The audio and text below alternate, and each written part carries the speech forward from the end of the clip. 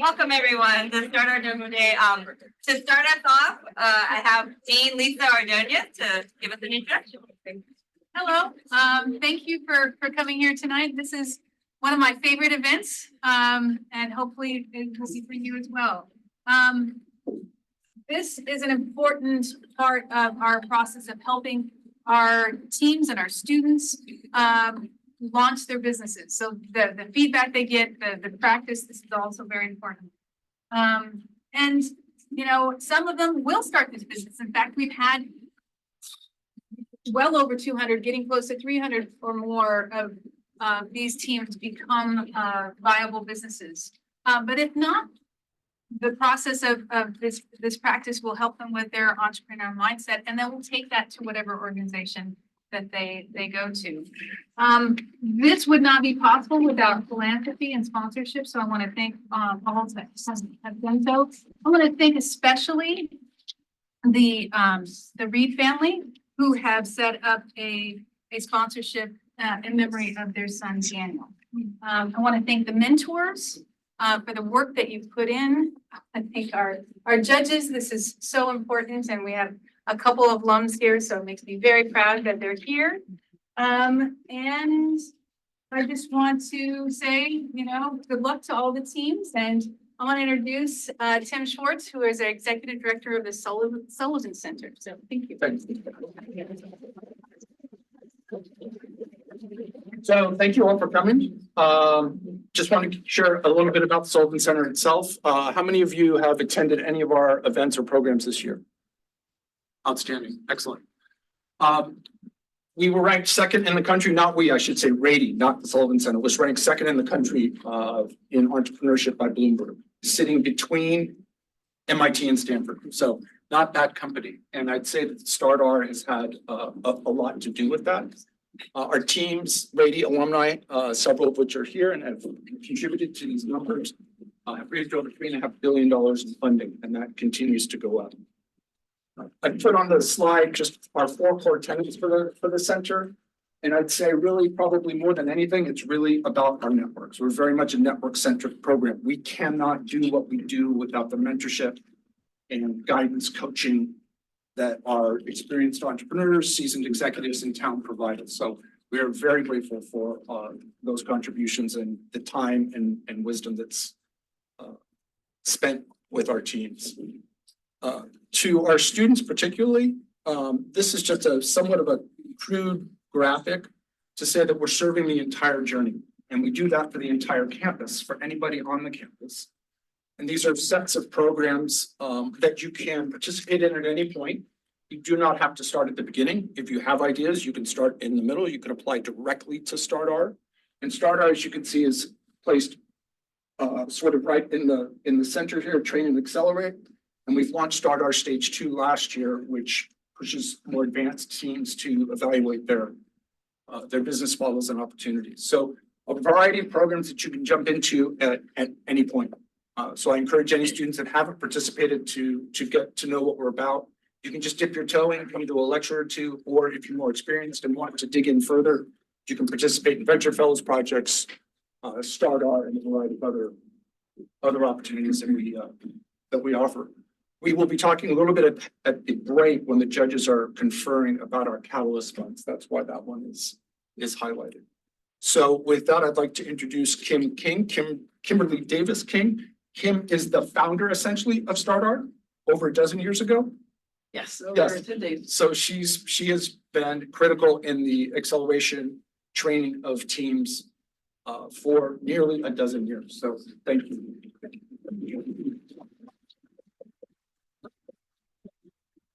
Welcome everyone to one of my favorite events that we do twice a year, which is our StartR Demo Day.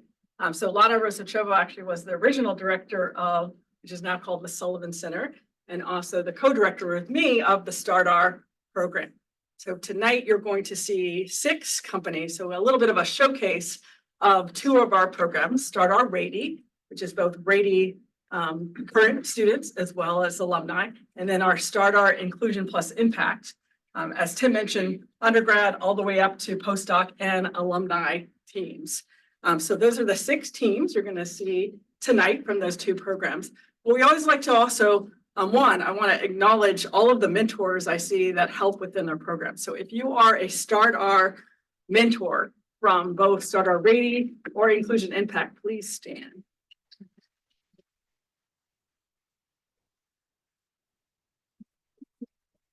I want to thank you not only on behalf of the program, but also for the student for all the work you do. And also Shepard Mullen, who hosts our mentor mixer for StartR Rady as well. So those are all our mentors. As you can see kind of from the stats of our StartR programs, which have now started, I think, over 10 years ago, we have had a lot of companies come out of the program. We actually added, I think, $245,000 to the funding number. Some of our teams in StartR Stage 2 have done some fundraising, which is great. And then probably another thing that's just been amazing is we now have 2nd generation StartR teams who are doing their next StartR. And we've had some of those teams apply to the Rady Venture Fund. We have a unique program at the school, a class that I teach called the Rady Venture Fund MGT 496, and there's some students from the class here as well. And of the 8 portfolio companies, 3 have actually come from StartR, which is kind of nice. So Kronos Health, Swapsy, as well as Visicel Medical. Some other things that you see are just the number of exits. So we've had quite a few companies who have been acquired as well. Okay, so we will start tonight with our first team. I'm just gonna, I just want to introduce the judges first. Uh-huh. Yeah. Thank you. So our judges who are here graciously, voluntarily, thank you for joining us. Drew Spaventa is a UCSD undergrad, USD law grad, and a Rady MBA from 2000, I've got it here, 2010. Drew is a serial entrepreneur across multiple disciplines and currently the founder and CEO of Singular Genomics. M. Suri is the founder of Spark Ventures and has invested, and I probably have this on the low end, at least 50 companies made investments in. Close enough, okay. And his really has disrupted the venture capital investing model by globalizing, democratizing access for investors to get involved in venture capital in a way that they prior have not been able to do so. Hem has a bachelor's in mechanical engineering and master's in operation research, and he got an MBA from an institution at Harvard.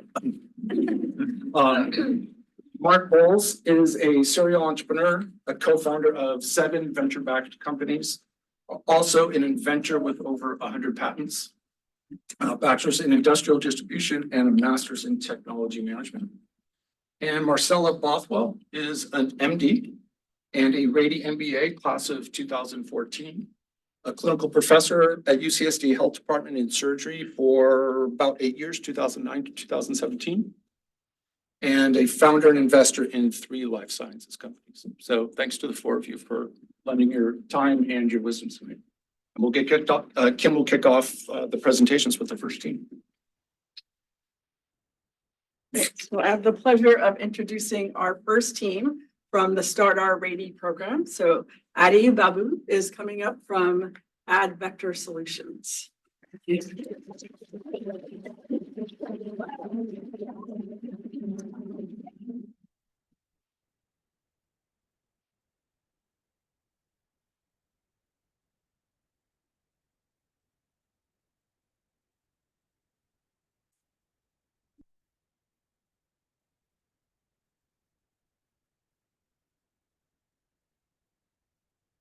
Ready? Okay. All right. Hi, everyone. My name is Adi Babu. I'm the co-founder and CEO of Advector Solutions, and we're building software to improve collaboration between humans and connected systems in warehouses.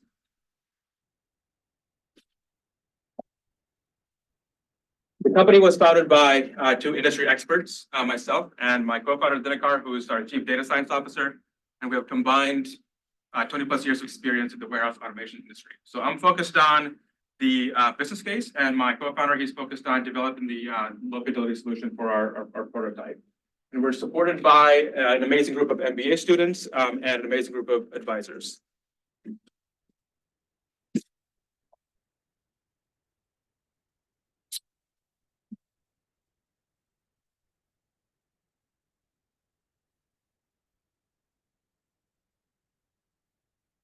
So before I talk about warehouses, I want to talk about something that's more fun, dancing.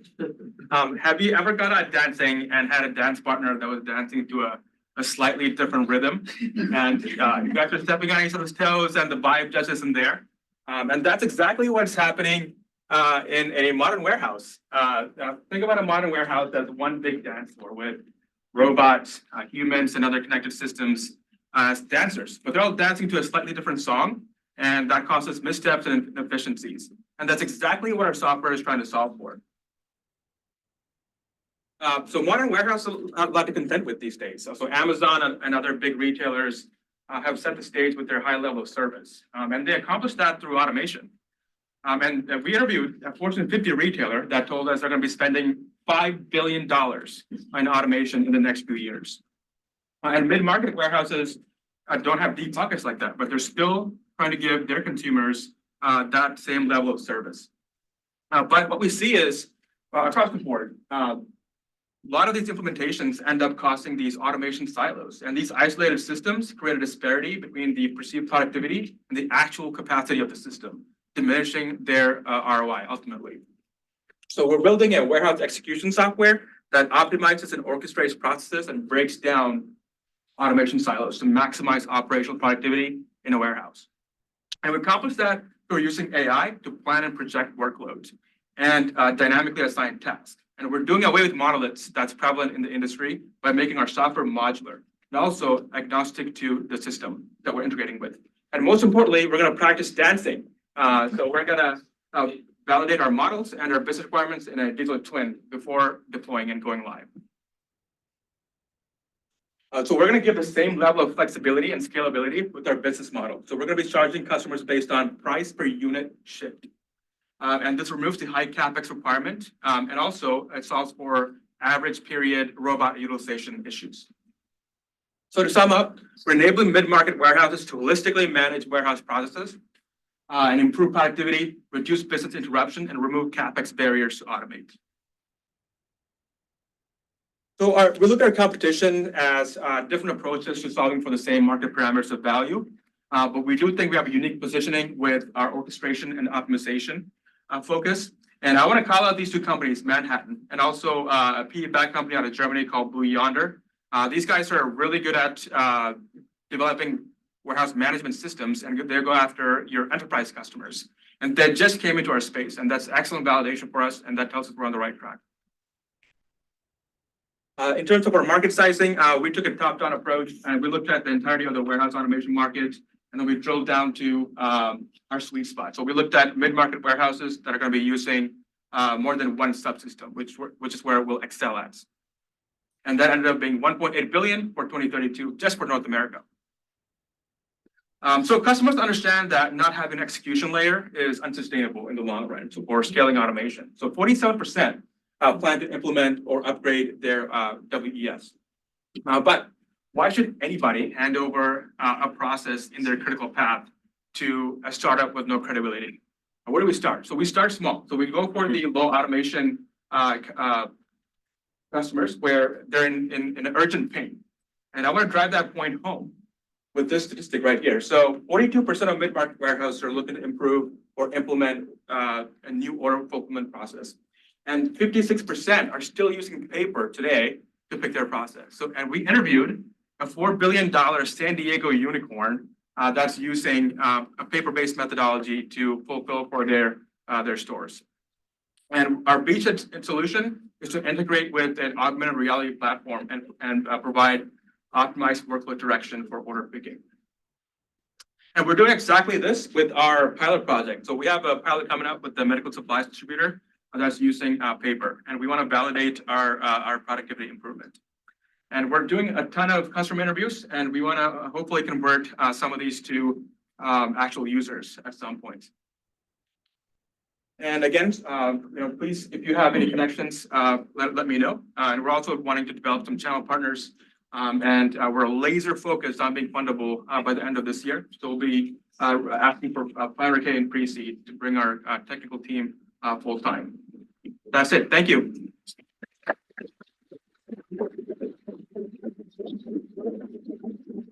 Okay, we'll start with questions from our judges. So where is the moat? If you have other players who have been in the space already and they are solving, they have the distribution, they have the brand, they probably have the balance sheet also. So what is the moat which is not just today, but long term? What is it, the secret sauce that they won't be able to replicate by throwing more engineering resources or just more technology at it? Yeah, so our focus is in the optimization and the orchestration piece. I'm trying to go to the competitor slide. So most folks are just focused on just executing business logic. And this is a very high risk sort of industry. So for larger companies like my former employers that are here, it's going to be a much riskier shift for them. So they still are selling this business logic based solution. And we think that if we can build something from scratch and go after the small guys and build credibility, we have a good approach. I'm curious, so if on, one hand, there's just shrink wrap off the shelf and it works for everybody, and then full custom on the other end, and then, NRE setups in the middle, and how much work is it for each customer, and how much trouble is it to scale this? That's a very good question. So we are trying to define this now. So the challenge comes from if you have like a homegrown Frankenstein ERP system that we have to integrate with, right? So that's where we have to have custom code, and we're not going to build a monolith, right? And so we want to make sure that that interface module is customizable, and we can do like a microservice architecture or whatever to just deploy it. But for known WMS providers, we know how those integrations already work, right? So we want to hopefully provide a low code to no code platform where you can just have a user interface to make that connection. You said it was AI based. I mean, that's got to be a set of data that comes from somewhere, right? Right. Yeah. So that will be coming from the ERP systems, the orders, and all of that. So that we're just grabbing the data and we're the middleware between the ERP and then what's happening on the floor in a warehouse. And how many ERP systems do you have to integrate with? Is usually what's called a warehouse management system, which is where these guys are. So that's our primary interface. We won't be talking to, like yard or truck management or fleet management. Can you explain, because this is out of my field, and can you just mentioned it was modular. So can you explain how you take a company from the paper base, and I assume you're scanning in their ERP data stuff and then getting them, and then you have different modules as they get more and more complex. Can you explain that a little bit more? Yeah, so by modular, what I really mean is we're not going to build a monolithic architecture sort of software. So we're going to use what's called microservices to build specific functions. So that's where we're going with the modularity. And is that customizable for the customer? Yeah, so we want to be able to deploy it, right? So for example, let's say you're a warehouse and then you're 100% manual now, and you want to use our AR platform. So we would implement just a service that does AR picking, and then you said, hey, look, I want to transport our orders to our pack area and want to deploy a robot, right? Then we'll have a robot service or interface, and then we can do that seamlessly. So that's if I didn't have a robot, I wouldn't buy that piece. So that's how it's less CapEx expensive for the companies to buy. Well, yeah, so it is custom. It is somewhat of a customization there, right? So you're picking and choosing what you want, and there's going to be a pre-sales consulting process to figure out what exactly you need. But really, that CapEx thing comes from how we hope to price with our usage model. So charging people based on how much they ship. So 5 cents per bottle, or something along those lines. So there are two extremes here, right? You have this, what I mentioned. Then you have your old school licensing model. In the middle, you have your monthly subscription, right? So we want to test that. Hopefully, we'll land somewhere here and not the licensing. Does anybody else do that model currently? Yes. So robotics as a service, it's a real proven thing. But this is kind of complex, right? So we've done a bunch of interviews and we're getting some signals saying that, look, this might be a little hard to pull off. So we may pivot from this business model to just a monthly subscription. And Drew, last question. A nice presentation. I really like specifically how you didn't just do the top down, but then you went to a specific example. if I were to pull further at the example and then tie that into the ask at the end, 500K to get a team stood up, can you help us understand time and money in order to prove that test example? And if you prove it, what does that mean in terms of that specific customer? And then going a step further, how many more customers are like that? So like basically, how do you get from the 500 that you're asking for to a relevant test that says I've built software, I've deployed it in a pilot, it works, here's what it saved them, and now I can extrapolate this further? Sure, so you're asking for about use of funds, right, essentially. So with our pilot project, we're just building this in our garage, right? It's a very low fidelity solution. And we just want to prove that it works in terms of getting productivity improvement for 100% manual operation. And it's just going to run from, like a tower server, and it's not very complex. But for our MVP, we want to make sure that we can actually go to market with it, and then deploy it somewhere. So that's where it comes from, or that's what I hope to do with the. So 500K will get you to a software version that's an MVP. It will allow you to implement it, test it, and then have a use case that says it worked for this customer. Yes. And then you'd be able to quantify what that lifetime value or the annual value of that customer is? Yes. So for our low automation customers, so if we're going after, a mid and high, that's, we won't be able to do that with that. But for low automation integrations, yes, I think we can do that. Thank you very much.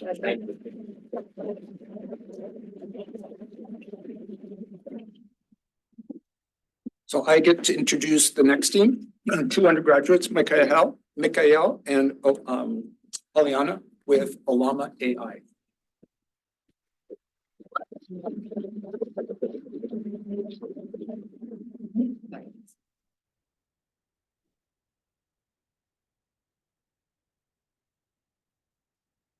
How's everybody doing tonight?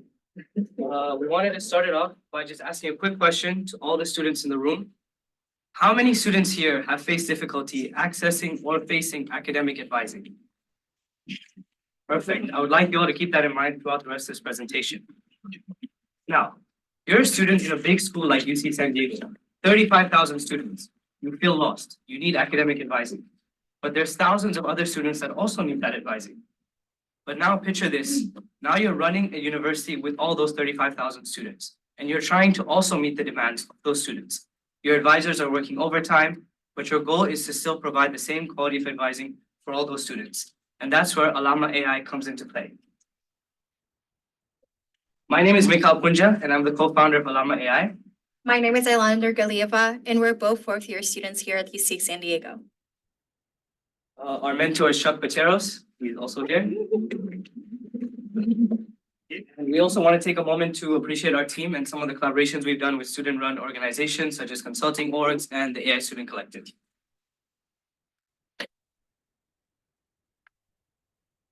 Tiny bit of technical difficulty here. You press it there. Maybe that'll work. Wonderful.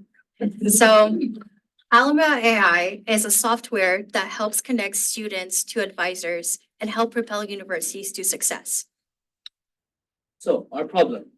So essentially, we find that students and advisors both suffer from similar problems. So currently, campuses struggle with four main issues when it comes to advising. The first one being complex advising systems. At schools like UC San Diego, there are major departments, minor departments, there's your college, and you're constantly being bounced around trying to get the answers you need. Next is scheduling issues. Advisors are only able to provide a 1 to 2 hour time frame every day. And with students getting busier, being a part of more organizations, having jobs, it becomes increasingly difficult to meet those times. Next is high caseloads. We found that with higher amounts of students, advisors are only able to spend a certain amount of time with every student, lowering the actual quality of that advising. And lastly, repetitive questions. Students show up to these advising sessions with questions whose answers are all available online and actually haven't taken the time to do the correct research before taking the time out of the advisor's day. And this ends up leaving students and advisors both frustrated. We found that 57% of students were able to actually receive the guidance they needed to graduate. But what was even more staggering was that we found the average advisor's caseload within the United States is approximately between 300 and 1,000 for one advisor. And that's an insane number. If you really want to help these students, that becomes extremely difficult. So can we bring in the solution? Alama AI is an LLM software that helps connect students to advisors by answering their questions and helping them get to the right place.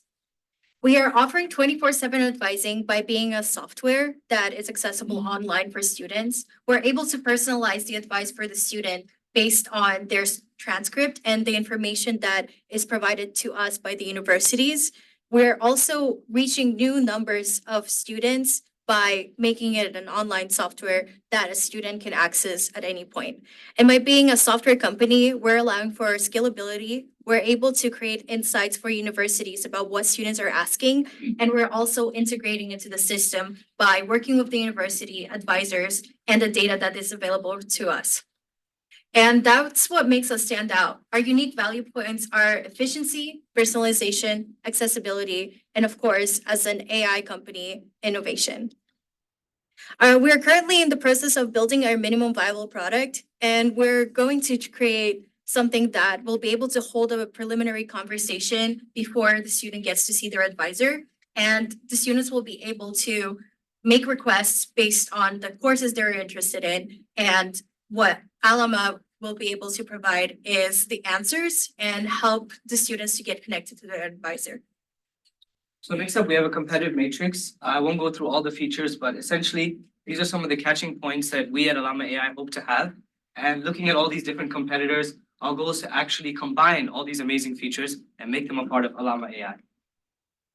Our model is business to business, and we're willing to work with universities, advisors in order to create business to business enterprise sales and working towards efficiency, customization for integration with the institution, and institutional data integration. So taking the data from the university based on the courses that they're providing and fine-tuning our model to answer the questions that students may have. So here we have our market size, essentially just looking at the potential and the scope of the project, knowing how many universities could potentially benefit from this. And our goal is to connect ourselves with the early evangelists who want to take a leap of faith into this new form of academic advising. Our vision is that all universities will be able to use Alama in order to help their students get ahead in their educational journey. So here's a timeline of our project. We're currently in the R&D stage where we're conducting extensive market research, building our customer development, as well as expanding our team and growing our MVP. Our hope is to be prepping for seed rounds within the next few months. And looking at our go-to-market strategy, we essentially want to make use of letters of intent. So we are currently working with different advising departments throughout San Diego, USD, San Diego State, and UCSD. And our goal is that once we complete our MVP, we can conduct beta testing. And through this, we will use letters of intent with higher education institutions like the ones I've listed, and allowing them to sort of use the software to test and collect data will allow us to prove its efficiency. And by doing that over a small period of time, we can then utilize that data to market ourselves to more and more higher education institutions. We're currently endorsed by StartR Rady. We are also endorsed by our professor, Vish Krishnan, who was supervising us when we came up with the idea. And as of recently, we are supported by Blackstone Launchpad, as in the basement at UC San Diego. Be a part of the future of advising. We're currently trying to grow our network. We're looking for student interns and we're looking for people with different skills. We're also looking for connection with advisors, and we're hoping to build our network within this community in order to create a product that serves students, advisors, and ultimately universities. Thank you. Thank you.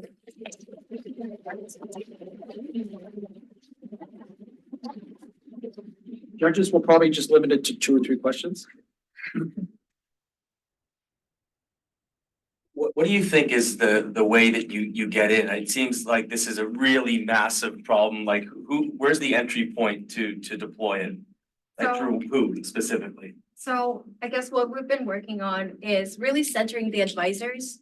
And we think that they're the people who are going to actually help the students get what they want. So what we have been doing so far is going to different advisors, having interviews and doing customer development and talking to them about the real problems that they're running into. So we're talking directly to advisors and talking about the specific problems that they run into in the schools. So every school is going to be different. Every advisor is going to be different. So by building those relationships and connecting with all of these people, that is how we get in. This is how we're able to communicate and also really point out that we care about the students, we care about the institution, and we care about the advisors. This isn't a question, but a comment. Key is a company in San Diego, that started in San Diego probably 10, 12 years ago. Do you know those guys? They're a good analog. I think it's Luke. Yeah, connect, because it's not the same thing, but it's the same channel, same market, same selling software into universities to manage things. And they figured out a lot of stuff that you could probably steal from their head and save yourself some. We're in the process of connecting with another student who has like similar, not similar product, but they're also selling to institutions. So we're trying to see who we can connect with and kind of learn the process. We know it's a difficult process to get in, but trying to build our network to learn from those people. Is that EVT? Right? Is that EVT? Monol or Marsh? I don't remember the name off the top of my head, but we're in discussion. That's another name you can probably look at. Oh, okay. Basement graduate. Okay, thank you so much. Thank you. One final question? Okay, thank you very much.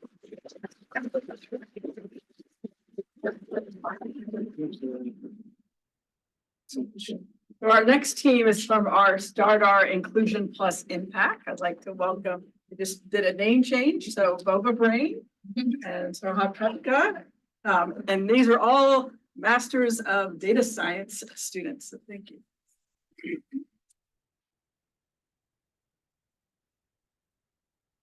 Good evening, everyone. I'm Saurav, founder and CEO of Boba Brain. It's my pleasure to introduce you to my platform, our platform. So Boba Brain is a personalized one-on-one teaching assistant for university students, tailored by professors' course content. So what does that mean? Let's see the problem statement. The flow of information from the classroom to the brain might seem straightforward, but is it? Let's think for a moment. We all have struggled with some of the courses in our lifetime. Why was that? Let's understand that through one of the examples. Let's say there's a physics class that has 83 students. As per the learning pyramid scheme, only 10% of what is taught in this class is retained by the students. So these students go home for self-study or for assignment. Now they might come up with the queries. Now what? So they have to wait for office hours that are held once a week and is way too crowded. Or they can mail the professors, right? Now coming on to the professors part. Professors have research, course materials, academics, etc., and other things to do. As a result, they have no time to answer redundant questions by these students. So, on an average, the students wait 48 hours to receive the reply to these answers or to the queries, right? So it's not so easy, right? So the current way of learning is completely broken and is very inefficient. This is where we come in. But before that, we all have heard about generative AI, right? So why isn't the university adapting generative AI? So universities have been reluctant to adapt generative AI because of two main reasons. First, they're skeptical about the answers that these LLMs produce, or what we call as hallucinations. And second, they are worried about the IP issues with the course content as well as lecture materials, right? This is where we come in. We provide a solution through our proprietary language model that provides verifiable answers by providing reference to the course materials of the professors. First. Second, we have developed a technology such that the data remains within the university premises, thus removing any IP or data privacy issues. Third, we provide students insights. So while students are querying in our platform, we provide insights into what are the concepts that the students are most suffering with. As a result, professors on the fly know, okay, this is the concept students are struggling with, and they are kind of able to revamp their course accordingly. Now, one thing that everyone would be asking is, how will the students or the professor upload their course material on the platform, right? this is the unique value propositions that we have. Since we are partnering with the universities, we bring all the course materials to our platform through a back channel, and everything is kept in the university system. Thus, there is no, again, privacy issues or IP issues. Thus, students and professors do not worry about uploading the course content here.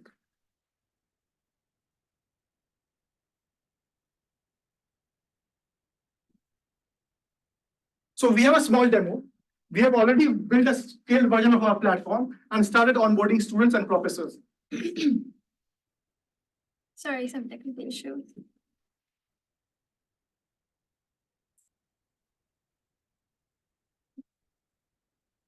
Sorry about that.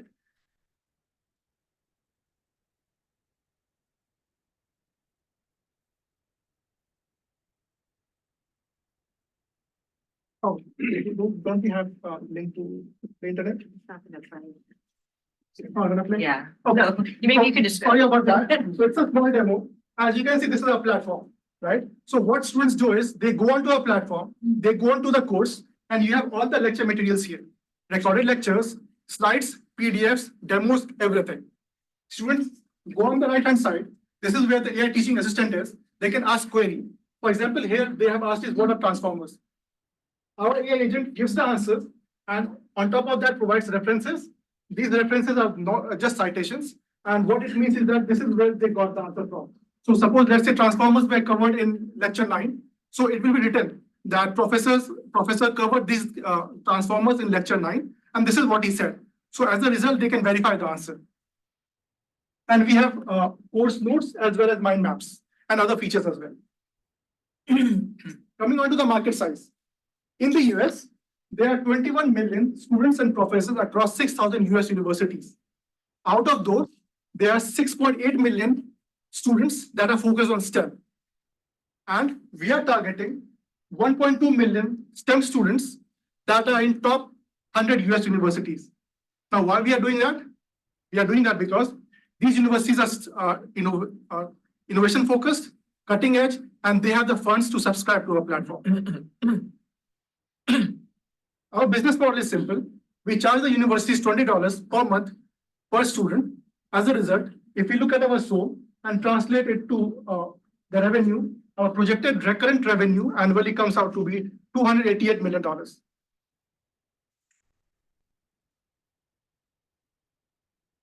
Our go-to-market strategy is simple. We have started with UC San Diego and we'll be spreading across universities in San Diego. Next, we will be moving across campuses at UCs because we have already, let's say, done the trial at UC San Diego, so it will help us in that case. And then we will be expanding to 100 top US universities. One thing I would like to also add here is that we have already onboarded one of the professors and his class, and we are also starting a second pilot, which is a paid one this week. Competitors. So we have positioned ourselves in the intersection of university learning management system, for example, Canvas, and university lecture data platform systems. One thing to note here is that Canvas do not own or store the lecture materials, but universities do. And this provides us a competitive advantage. Second, our closest competition is StartR, but they are student focused and they do not tackle the problem of hallucinations nor data security. This is our team. We all three write code, and we have background in research and as well as industry. I also exited a startup, and that was government funded. And last month itself, one of our papers got into one of the top AI conferences in the world. We have 3 great advisors that help us in every step of the way. This is our timeline. We started in October. We did an SFI call to drill down on the problem and the pain point.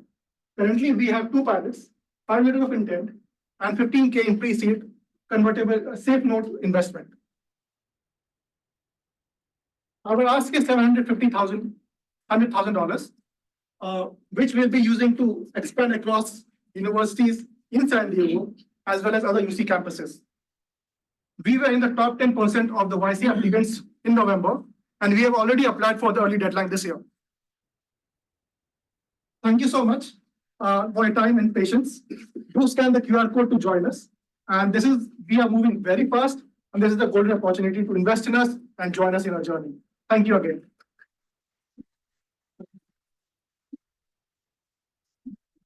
Okay, questions? Mr.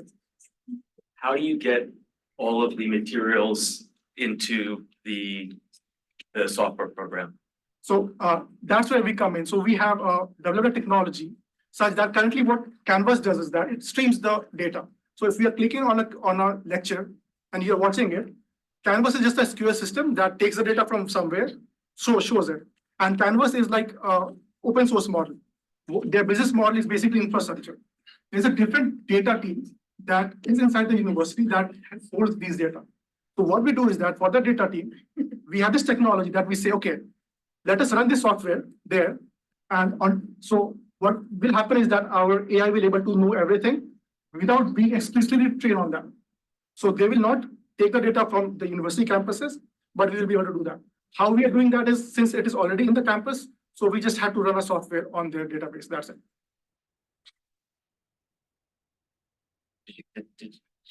So the professor has to load data. I'm not, so the professor has to opt in. Data into Canvas already. Professor, yeah, they already upload the data. All on your Canvas. slides, everything are. So it's already, so everything that a professor does, their lecture notes, their materials, whatever their content is, exists somewhere, I assume. Yes. But they have to opt in to allowing. Yes, yes or no, that's it. Okay. Because we are partnering with the university. This is how we are different than, let's say, other competitors. And this is how we are different than OpenAI and Google. Because for them, it's a niche field and they do not have the ROI that is needed to enter in the field. And therefore, if they develop, we develop. Because one of the things that we are doing is that we are taking open source models and then we are adding our tech on top of that. Just to follow up on that, you actually started talking about it, the mode itself. So the approach is novel. The architecture may be novel today. And the plumbing you're putting together, which is architecture, is novel. The data density may be a mode eventually, but none of the pieces individually is a long-term defensible mode because the foundational models are commoditized, right? The foundation models are commoditized. Ultimately, the mode will come through subject matter expertise, like how deep can you go, and also the data density. So how do you make sure that no one else can start replicating what you're doing in a different university, in a different part of the world, or this country itself? Like, are there patterns that you can put in place, or there's something that can come through IP, which is defensibility? So to answer these questions, I will put 2 points. One is that, yes, we cannot stop competitors because let's say for Canvas, there is Phantom, right? So we have that. But what we are offering is exclusivity to the universities because there is IP rights, right? If a university has partnered with us, it's similar to what Canvas does. If they have partnered with us, they have gained the trust, so you can expand based on that trust because we do not, it's also similar to what healthcare does. Because you have federal law in education, you have similar laws in education, in healthcare. Therefore, therefore people have not been able to dislodge Epic. This is the same reason. This is what we are counting on. This is how we are moving.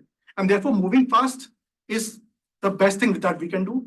If we get, say, UC and universities in San Diego and then expand, then once we have the trust, then people will come in to us rather than any other vendors. So I will comment this. This is a part which is not very well appreciated by most of the founders. Ultimately, it will be the sales and distribution and the scale and moving fast. Yes. The technology is going to get commoditized and it's not a long-term mode unless until you can actually put IP. And in IP also, you can actually drill a lot of holes. So the answer you gave is a very unique answer and it's very refreshing. Thank you. Thank you. Thank you.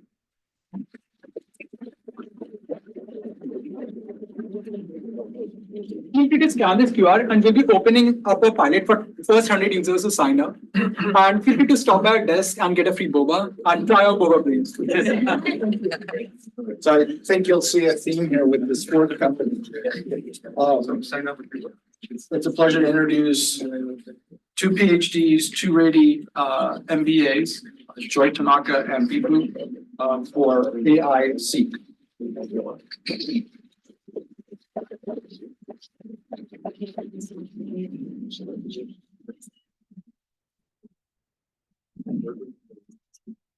Thank you for the introduction. So I'll first ask, how many people here love getting a colonoscopy or a mammogram? So that's the right answer. So we all know that cancer is the second leading cause of death in the United States. And what we've been focusing mostly on is the treatment, even though it's clear that early prediction and prevention are just as or even more important. We are AISeq. We're an AI-powered genomics company, and we want to, we're working on providing actionable, accessible, affordable intelligence for your health. And we promise a more enjoyable and the least invasive process available. 1.95 million people were diagnosed with cancer every year, and this is just in the US alone. And the CDC estimates that about 610,000 people die every year from cancer. This is the equivalent to about 1,700 people dying each day. But 42% of those cases are actually potentially avoidable deaths. Unfortunately, even with the technologies that we have today, the majority of cancers are diagnosed too late. AISeq presents a clinical test to predict and prevent cancers and other diseases before symptoms occur, so before the tumor even forms. So historically, cancer has focused on the tumor for both diagnosis and treatment. A tumor is made up of transformed normal cells or mutated normal cells, and we're focusing on the normal or non-cancerous healthy cells, which in the context of cancer and other diseases have been under-targeted and understudied. So every cell in our body contains a unique copy of our genome, which is made up of a blueprint. It's like a blueprint made up of DNA sequences that we have excitingly discovered show the early warning signs of the onset of symptoms before a tumor forms. So by targeting the genome, we can initiate preventive medicine. How exactly are we doing this? So we are a genomics health company, and we've actually spent the past several years discovering molecular signatures that have discovering these molecular signatures and developing our proprietary machine learning algorithm and pipeline. And so far, we've discovered 3,800 potential diagnostic targets. And we're working with our collaborators, including Research to the People at Stanford, and we're validating and clinically benchmarking the results that we get with external validated targets, including the publicly available databases such as COSMIC and the NCI's TCGA database. So far, our initial leads are in the breast cancer and the lung cancer cohorts in progress. And then because of the nature of our algorithm, we can actually expand the focus of the specific diseases that we can successfully test, including type 2 diabetes, dementia and Alzheimer's, and also neurological disorders like Parkinson's. They're all possibilities. So to give an outline of the market opportunity, AISeq will generate value by developing our cell type specific algorithm to predict and prevent cancer at the earliest time before a tumor forms. So to give you an idea, we're using breast cancer, which will potentially be our beachhead market. A typical breast cancer diagnosis is made within a year of the annual mammogram, a biopsy, an MRI, or more recently, a tumor liquid biopsy. So these are very invasive procedures with the exception of the liquid biopsy, but that also means that a tumor has already formed. And so this is where our test, which can be done on a blood spot, saliva sample, or from a cheek swab, that we would be able to predict the cancer before it occurs. And the market itself is about $1.1 billion, and this represents the 27.3 million mammograms that are performed every year. And we aim to reach out to those 27.3 million individuals who get a mammogram. And right now, we are working on securing funding from grants and collaborations, getting our clinical data sets. And we're also approaching doctors and healthcare professionals at hospitals, breast centers, mammogram clinics. And then we're continuing to develop and clinically validate our algorithm before setting out to go to insurance companies and government programs to subsidize our test along with the yearly mammogram, or maybe even having it as part of a routine blood draw at your annual physical exam. So actually, can you go back one slide? Sorry, so I just wanted to outline, so this is actually our go-to-market strategy. Eventually, we want to compare this with the 27.3 million individuals, but we aim to reach even more people, especially for those who don't have the time or resources to get an invasive procedure. They would be able to get our test at home or at a local drugstore and get even more accurate and the earliest test results possible.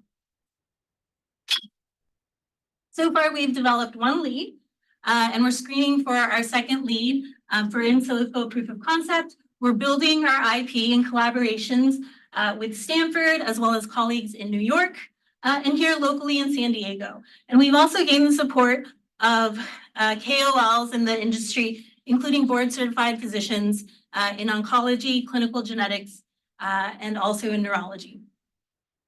So we're currently applying to SBR and other sources of funding, and we want to validate our tests in hospitals, care centers, and research organizations. We're licensing our tests as well as maintaining the scientific gold standard and publishing in top-tier peer-reviewed journals. So this is to give you an example of what we're doing in the next 2 years.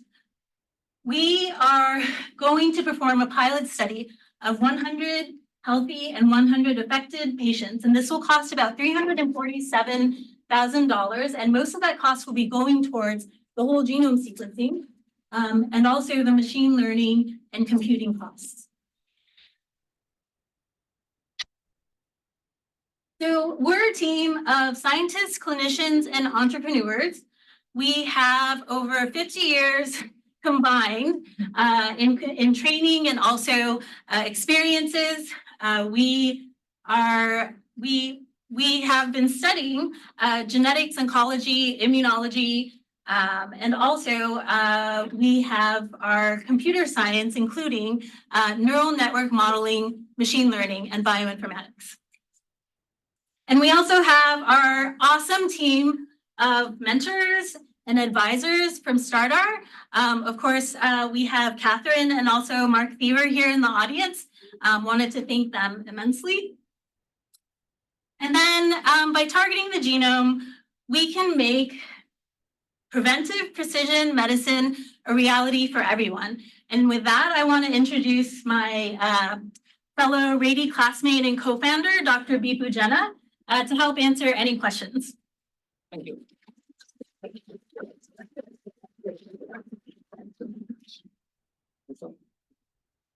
So this is kind of the holy grail Absolutely. of medicine. And I'm still, because I've sent my DNA in, I go in there, I look at SNPs and I see, oh, well, I have this thyroid thing, I blah, blah, blah, I do this. Right. And then it turns out not to be true. Yeah, so So I still don't see what you've taken with the data to actually, because telling somebody they have breast cancer before they had breast cancer is a very dangerous thing to do. absolutely. And so I don't see where your technology is explained on how you're crossing this threshold. Yes. Okay, well, I think our test, so personally, my mom was just diagnosed with Parkinson's disease. And also I have a family member who had pancreatic cancer. And so that, as you know, is a terminal diagnosis. I feel that if they had the results of our test, which were clinically validating, and what was really sad but also exciting is that we recently got scooped with a machine learning algorithm that I presented to a group in Korea about 2 years ago. So they basically clinically validated an algorithm very similar to ours and were able to validate their test against 23 different cancers. And they used whole genome sequencing as well as the TCGA database. So just add one thing. So the question comes to the specificity and sensitivity. Right now, if we feed the TCGA datasets, we get at least 90% convincing result. But the challenges with this LLM and neural network model is we need to train the dataset. The more we train, the more we feed in, the robust it is going to get. So there is a bottleneck here. We appreciate that, and that is the more training and more datasets. And there is a psychological barrier as well that we have to convince people that we are trying to sequence your whole genome, which is not SNP or any other mutation looking at. We are really taking it to the whole genome sequence. So there is a barrier, but our argument is historically the treatment or the drug development is largely focused, and we know that in a world like cancer, that only provides marginal benefit along with a lot of financial toxicity, along with all the toxicity that comes with the drug. So what we try to do, and again, this is uncharted territory, what we try to convince that we better stay in the preventive area, which is more saving down the lane, and that barrier we need to cross. But that is what we are at right now. One more question? Yeah, so the go-to-market, right? I understand the focus where you will capture the patient itself, but have you thought through the cost part itself? How does this compare to a mammogram? Now, I understand prevention in the long run with the intangibles is much lower in cost, but people who are making the decisions like insurance coverage, they don't typically go with that always, right? So have you thought through one test across the broad population versus mammograms? Yes. So right now we are addressing that in a different way. So we have developed a customer segmentation approach. So we visualize that there will be 3 segmentation of the customers. So one would be the innovators or early majority who likes their genome to be sequenced, like the people who adapt it early. But then there are people who really don't want that. But we try to give them free in exchange of that we own the data so that we are going to use it for R&D. And that money initially we are trying to cover through government grants and other like angel funding. And once that barrier is made, we are pretty sure that cost of sequencing is going to go down, and we are going to compete at least $500 per test level. And how does that compare to mammogram? Is it much orders of magnitude? Yeah, mammogram takes around like somewhere range between 150 to 300, and this is we are trying to position it at least at $500 to $1,000. But we will see, because we are not trying to promise at a lot at this stage. But as we know, the cost of sequencing, everything is going down, and it is going to go down. And we are not the only player which working. There are a lot of people actually on the hindsight. They are not yet in the limelight because the technology is evolving, and they're working on it. So we believe that will be there. Thank you very much.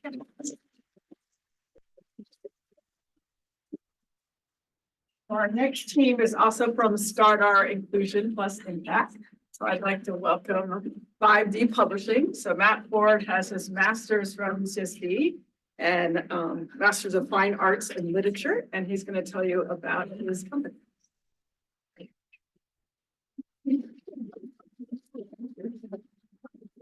Good evening, everyone.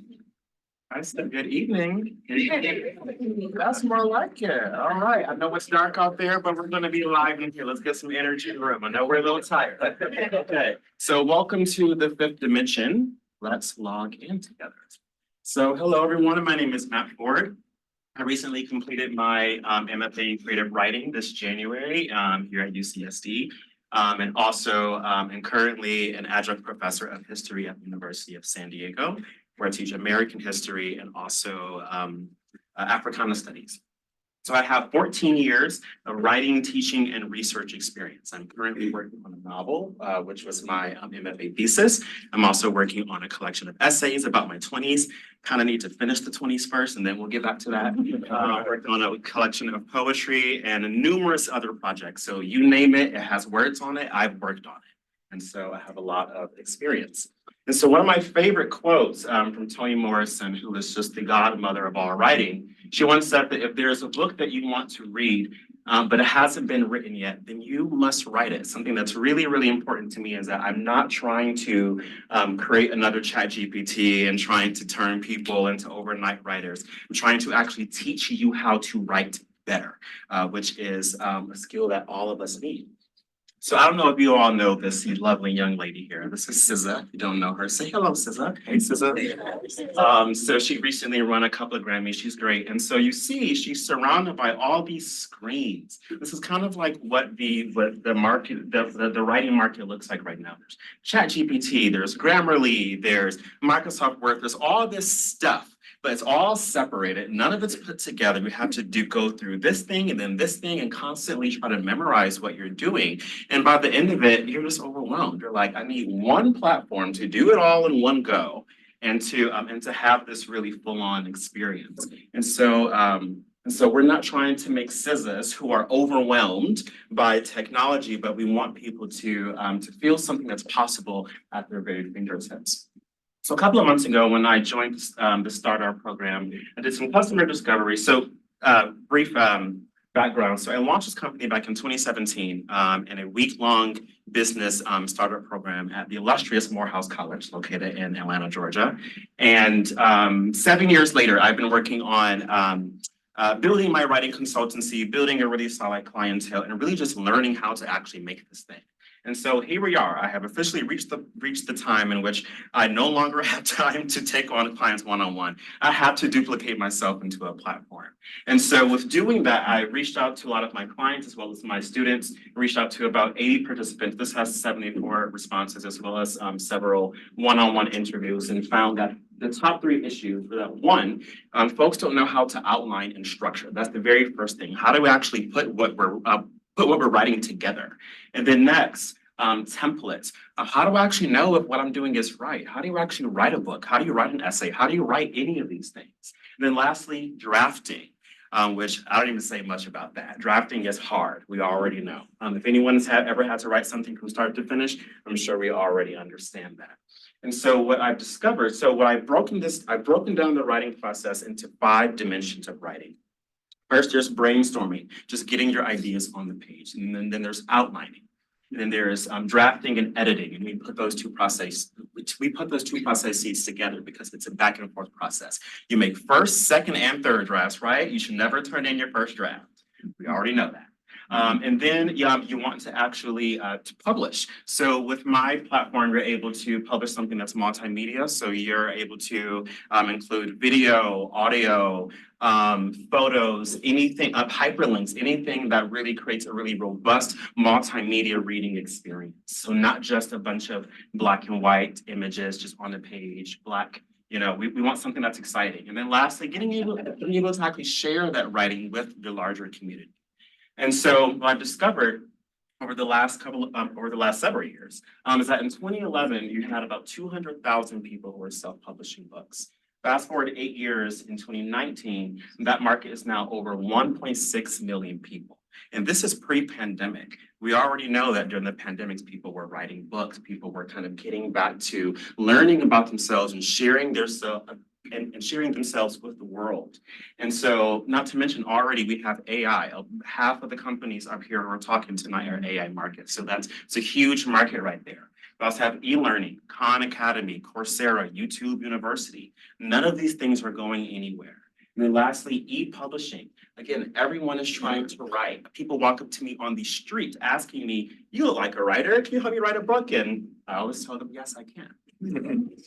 And so my early adopters, and so I did for my customer discovery, I found out that this works for anyone, estate planners, job applicants, you name it, someone is writing something, they need some type of tool to help them get it done. I've whittled all those folks down to my early adopters. First, memoirists, who have been my most consistent clients over the past 7 years. Also students, as I mentioned, I teach history and writing, so I have a large network of people I can work with. And then lastly, entrepreneurs. This is my beachhead here, and I'm starting to work with more business writers.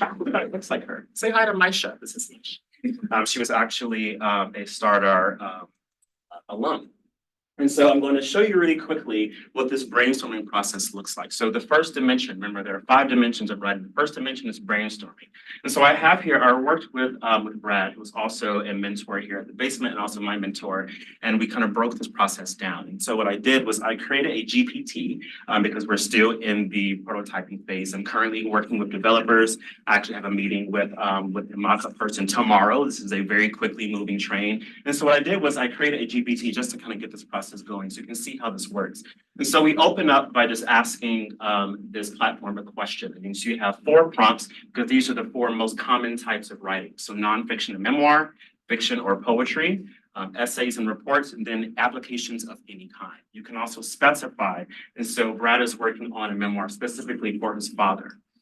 Next, so the platform will talk to you a little bit, and then we'll give you a couple of options to select from. One thing that I think is important to note here is that if you look really closely up here in the upper right-hand corner, it says, am I talking too much? Who thinks the ChatGPT just chat? Less chatting, more get the work done. And so you have an option to where you can turn some of that off, and you can get these to just get those prompts immediately to you so that you're reading less and trying to figure out what the heck that ChatGPT has to say. You can just click and get it done. We're trying to make really efficient writers. There will always be a something else option because, of course, technology can't get it all right. And so what this does is that then it takes this brainstorm bank into templates, outlines that you can then funnel into your final writing project. That then goes into a drafting and editing process. Again, that's a back and forth process. And then lastly, it goes into publishing, multimedia, digital publishing, and then sharing that work with the world.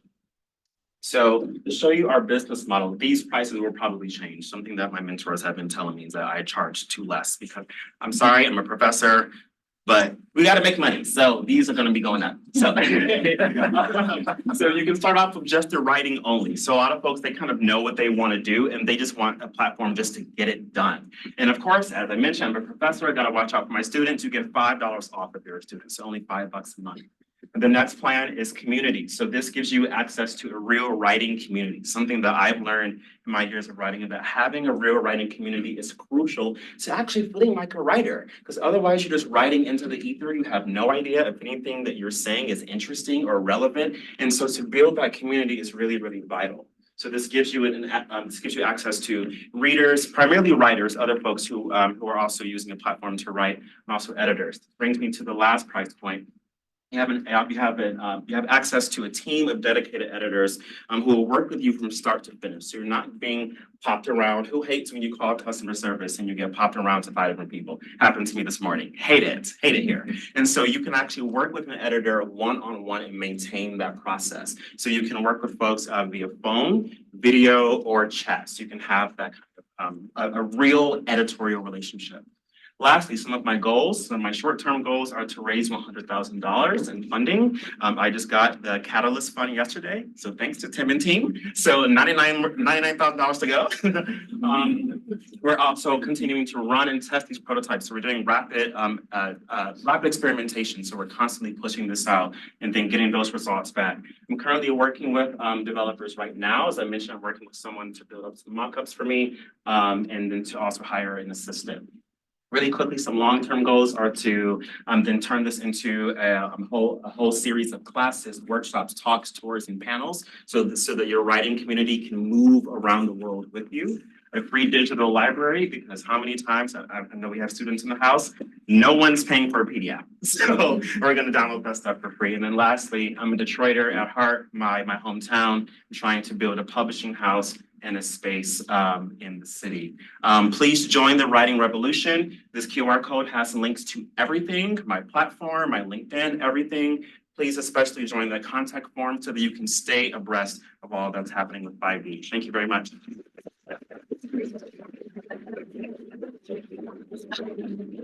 Okay, questions from our judges?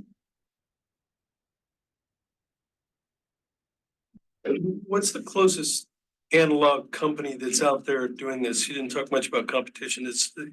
Are people making significant money and scale doing a similar thing? So what are those companies called? Yeah, absolutely. So of course, ChatGPT is the main one. I tend to name that one first because of course, most students are using it now, but it doesn't do any of these things very well. It can't write poetry for you. Your poem is gonna be garbage. I have seen some really interesting essays come across my desk. And so these tools, they don't actually get to the heart of writing.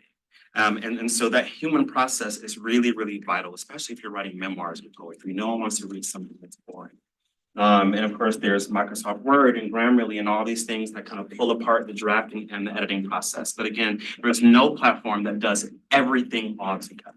And again, if you're working with amateur writers, no one wants to be told that you have to go through 5 different platforms to get your thing done. You want to go on one website and just finish. So this is the only platform that exists that does that. Is this meant more to help you organize and take your own thoughts and write a book? Or is it more of like a supercharger where you're using AI to, for example, say something beautiful about flowers and then it kind of extrapolates for you and embellishes your own words? Like which one is it, or is it both? It's both. So again, it really breaks down that process. So what I showed you here in the brainstorm bank is just a quick example of kind of that opening process where a lot of folks, they don't even know where to get started. I have too many notes. Where do I even get started? So this helps you just to organize all of those things in a manner in which is appropriate for your project. This also includes, again, multimedia. So if your work includes photos, videos, it'll kind of store all those things for you and memorize it. A big issue of ChatGPT is it has a terrible memory. You always have to constantly retrain it. And so this will lock up that entire process and keep it nice and tidy for you. The other part of your question, drafting, yes. So this also kind of follows you through your writing. So it's not as though you would type in, help me write a memoir, then it'll spit, you put in something else and it spits out a memoir for you. It really kind of asks you questions, step by step, iterative, and kind of acts as your hand-in-hand writing coach, so that you can kind of imagine me in a room with you asking you questions about your human experience. Actually, a couple of weeks ago when I presented this company at San Diego Product Roundtable, where I've been going every month just to kind of build my community and also learn more about AI myself. I've learned that there's a huge market there. Folks are really, really interested. People were really excited about just having something that can kind of walk you through a process and not just do everything for you. Great. Thank you very much.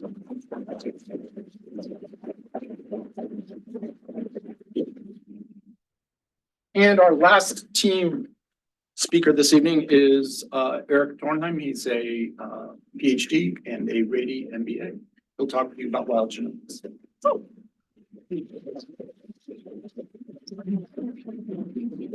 See if I can make this work.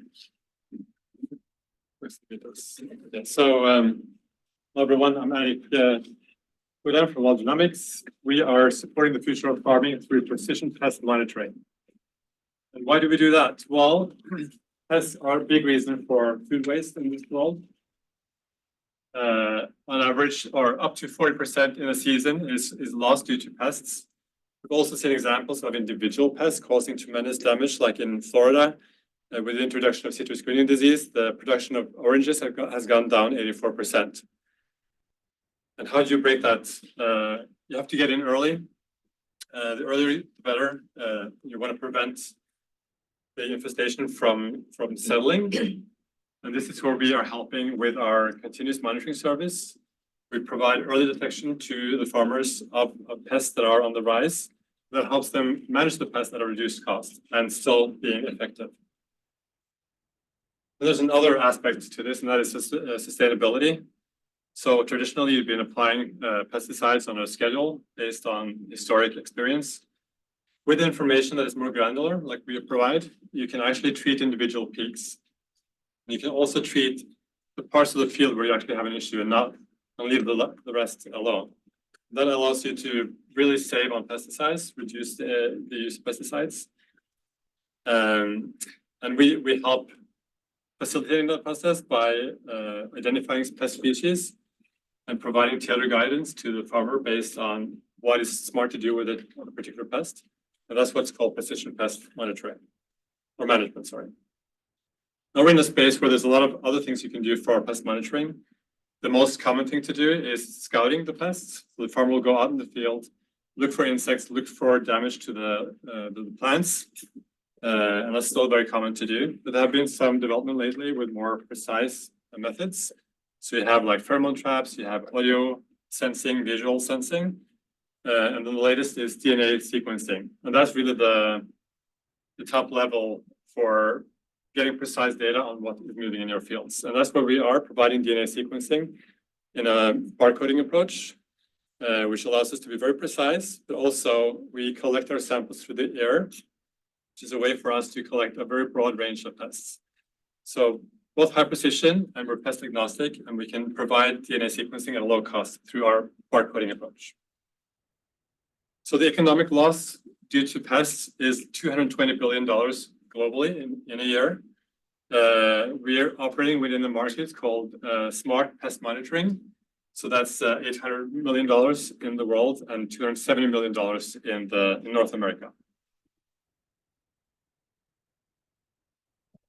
There is some. Okay, so our service is set up in the way currently where we provide the farmer with the sampling device. The farmer will collect the sample, return it to us by mail. We do sequencing and data analysis, and we feed the data back to the farmer through a web app, which also then includes specific guidance on how the farmer should deal with that particular situation. This results in 3 different revenue streams. So we have a monthly subscription fee, we have a fee per sample, and we have a device rental. In addition, we have a couple of other revenue streams on the side of the service. Financially, we're looking to break even in year 4. After 3 years of development and refining the service, scaling it in different markets. We're looking at citrus as a beachhead market. And we're hoping to have our first sales in the 2nd quarter of this year. There's still some risk left, especially technological risks. We do want to be able to detect a wide range of pests. Maybe not all, but at least a wide range, and we need to validate exactly how that works. We also need to make sure that we can quantify them. So that's stuff that we're still working on. There are other issues too, but those are less critical at this point. The team, we're 2 co-founders, Bilge, who's in the audience, our technical lead. She has a very strong background in environmental DNA sequencing, which is the foundation of the technology that we're building the service on. And I'm the business lead of this project. I'm a serial entrepreneur. I have more than 15 years of experience from life science, including 3 years in technology transfer. And we're also building an advisory board with Dr. Elizabeth Lyons from UCSD and Dr. Ana Maria Moreno, who's a founder of a biotech startup or company here in San Diego. We're preparing for a pre-seed round, $500,000 to give us an 18-month runway and basically bringing us to the market with a device that has been optimized and a service that has been improved and gradually growing our customer base from there. That's it from me for now. I'd be happy to take any questions.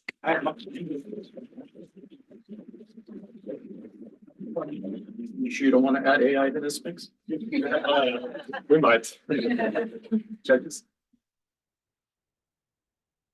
There's a fair amount of sequencing that's done in agricultural genomics as is. What is the key differential here versus all the other sequencing that's done? Is it that it's a specific farmer or family owned or smaller farm orders with you? Because I know the large companies are doing this at scale, I think.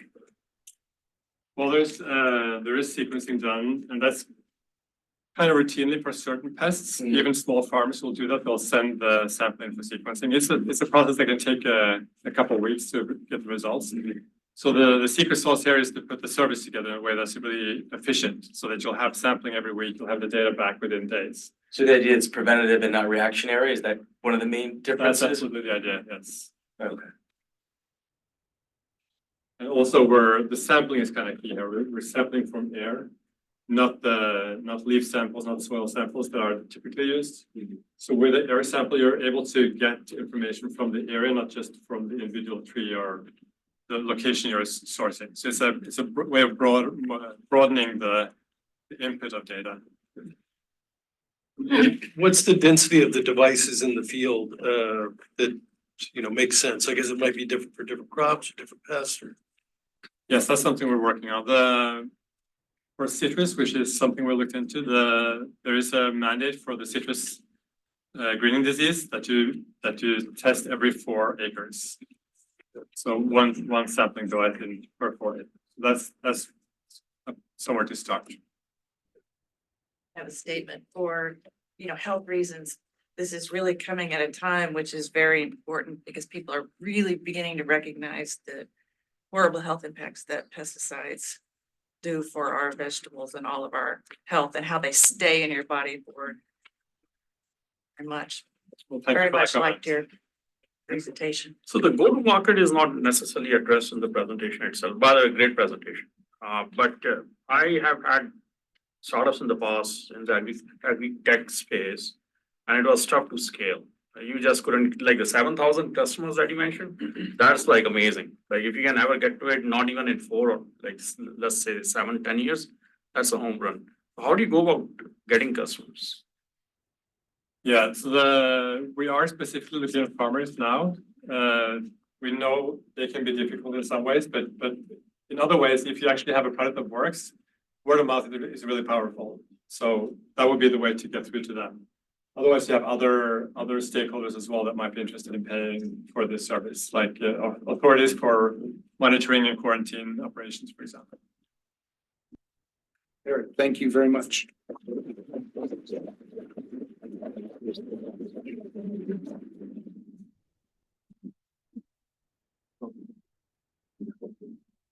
So it's time for the judges to meet with Kim outside to talk about placement of the teams. And then I encourage the audience to, I'll move out of the way, scan this QR code so that we can select for the Audience Choice Award, which will be one of 4 awards. And then, yeah, if the judges would follow Kim outside. I'll leave this up for a couple of minutes. And dessert's coming, there'll be cookies out in a little bit. But I also want to announce a couple of the Catalyst Awards before we do that. Does everybody have the QR? Awesome, okay. So I want to recognize a few teams. Zach Meyer from Wilson Sonsini was here earlier. The firm provides support for what we call Catalyst funds. This is one of 3 pools, actually 4, that we offered this last quarter. So we have Tensor Therapeutics, which has been awarded $1,500. Christian Lang is a PhD in Rady MBA. Wild Genomics, we just heard from, has also been awarded $1,500. SuperCare, SuperCare here still, they were earlier, I think you had to run to a meeting. 2 PhD candidates out of materials, $1,500, and AISeq has been awarded, I'm off a digit here, $1,500. So. Oh, wow. Yep, you just got a raise. So the Catalyst Awards are a competitive process. These are not what I would call particularly substantial amounts, so we want to build up our pool of Catalyst funding. But let me share a few more awards. This is a fund that's provided and sponsored by Cal Private Bank. So there is a competitive process that we weeded down to these 7 teams. We send these 7 teams and their briefs up to Cal Private Bank, and they select 3 to support underrepresented and female founders. Each one of those 3 will probably be awarded $3,000. So that is a sort of wait to be seen. The 3rd award is one that is only available to StartR accelerator teams. You'll notice Wild Genomics and AISeq are pending. You can only get 2 awards, right? So there's 3 pools here. So if you get one from Cal Private Bank, you won't get one from here. If you don't, you will. Okay, so these 2 are pending. Alama AI is $500. Boba Brain is receiving $1,000. 5D Publishing is receiving $1,000, and Advector Solutions is receiving $1,500. And yeah, that's it. I do have one other. And for those students in the room, if you want to inform your professors of this, we also have what I call a classroom course fund. So we did this with Liz Lyons from Global Policy. We did this with her class this quarter, where we offer entrepreneurship instructors and their students Catalyst funding as well. It's much smaller amounts. These are courses that bring together students as teams and work on particular projects and startup ideas. And we want to help incentivize that at every level. So we do it primarily at the undergraduate level, but we just did it with Liz Lyons' course, and two teams, I should say, from her class are each receiving $700 for those awards. So for students in the room, if you have a professor that's working with you on in an entrepreneurship course, let them know that we can be available to support your teams, and would be happy to partner with them to provide that catalyst funding for you. So with that, I invite you to grab, I'm not sure where they are. Yep. Next slide. Okay. Oh. We want more. I'm sorry. We want more teams. Forgot about that. So StartR, the applications for the next cohort, which is our winter spring cohort, could close on Thursday, right? What's that? Yeah. So we have a number of applications already, but there's still time to apply for anybody that's interested in joining StartR. The StartR Stage 2, you've had already gone through at least 2-3 programs on campus, not necessarily StartR, but at least 2 or 3 programs to get into Stage 2. That's for more advanced teams. So please feel free to ask us questions afterwards. There's only a couple days left, and then we'll make the selection. And the Triton Innovation Challenge, which is, I think we're in our 11th or 12th year now. 12th year with the Triton Innovation Challenge. $12,500 in award funding for students, faculty, staff who bring technical, scientific solutions to environmental problems. And the finals will be held on April 11th, 5:30 at the Roth Auditorium, which is across the street near the Sanford Consortium. So please join us for that. About probably 6 teams, 5 or 6 teams will be presenting. We have the semifinals tomorrow, so we'll know who's moving forward tomorrow. So please join us for that as well. Good. Cool. Dessert, and then the judges will come back. We'll announce the awards based on their decisions. Thank you. The judges have come to their conclusions, and we'd like to announce the awards. Some cash prizes. So what we're gonna do is have the judges announce the different winners and say just a few comments about them. So we're gonna start off with him. He's gonna announce team number 3. Drum roll. So number 3 is Advector Solutions. Congratulations. So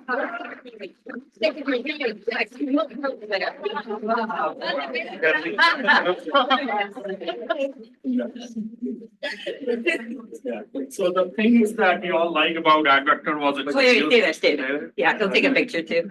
Yeah, it's a real problem. I think the solution that they're proposing is also impressive. Overall, across the board, quite strong in terms of the presentation, understanding of the moat, understanding of the go-to-market, the business model, etc. Where I think they can be a little bit more refinement, and that might have been the difference between you winning it all and being third, which is actually very close, is just on the moat part itself. And that's where I think people need to appreciate that moats typically are not there. It's just execution.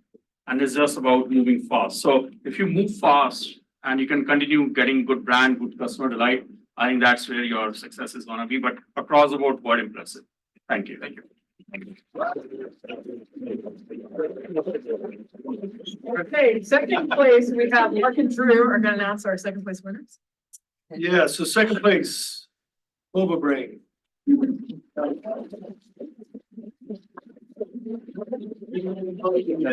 had people on both sides of it. I actually have a full weight tie. I think it was a well articulated problem and a very thoughtful solution. I think one of the challenges that we all saw is it's really hard to sell to universities and crack that code. I would again talk to the other guys who it turns out they bounced off, right? So the dead bodies on the road are sometimes the best people to talk to figure out what where not to go anyway. So yeah, second place. Thank you. Thank you.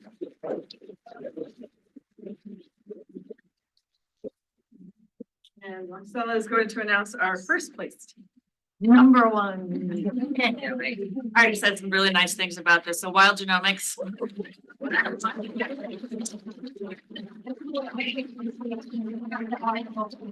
Obviously, you know, your system is well thought out. It's a huge problem that I think really, if you can tackle it, the world will be a better place. So just need to work on your go-to-market strategy, and congratulations.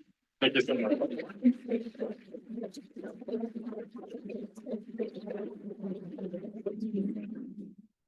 Now we have our audience vote, and that goes to 5D Publishing.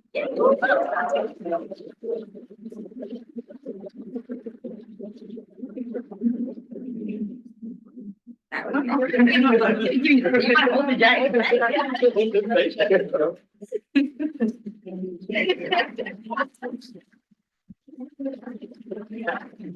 don't you take a picture with the judges too?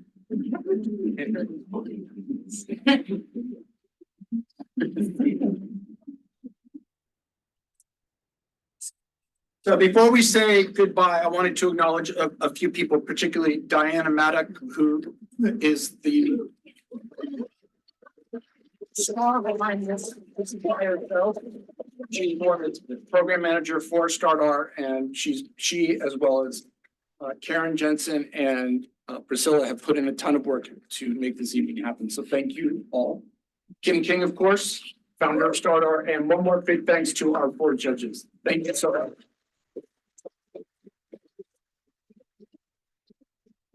I just also want to thank you all for coming. It's always a great pleasure for the teams to be able to present all the work that they've done over the course of the StartR period. And if you are a student and have a business idea, remember, applications are still open, so you can apply to our starter programs as well. So thank you for coming.